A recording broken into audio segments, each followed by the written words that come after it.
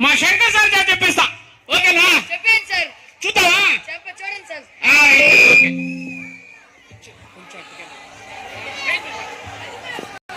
Hello, మయసభలోకి దుర్యోధనుడు ప్రవేశిస్తాడు. ఆ సమయంలో ద్రౌపది దుర్యోధను చూసి నవ్వుతుంది. నవ్వినప్పుడు దుర్యోధనుడు తన యొక్క బాధని ఈ విధంగా వ్యక్తపరుస్తాడు.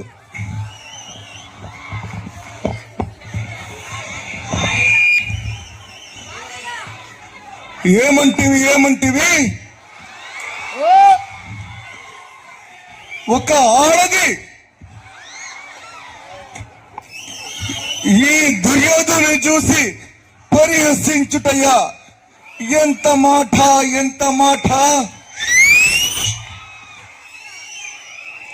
రాజాదిరాజా మార్తాండ తేజ మహోన్నత మకుట శాసన గంధర కిందర కింపురుష అనాచిత గాంధార పుత్ర శతపుత్ర బలమగర్ బయలు ఈ దుర్యోధన చూసి నవ్వుటయ్యా, ఎంత మాట. పాంచాలి ద్రౌపదిని నేను ఇక్కడ పరాభవించబజేస్తుంది. ఇదే నా శపథం. Thank you sir.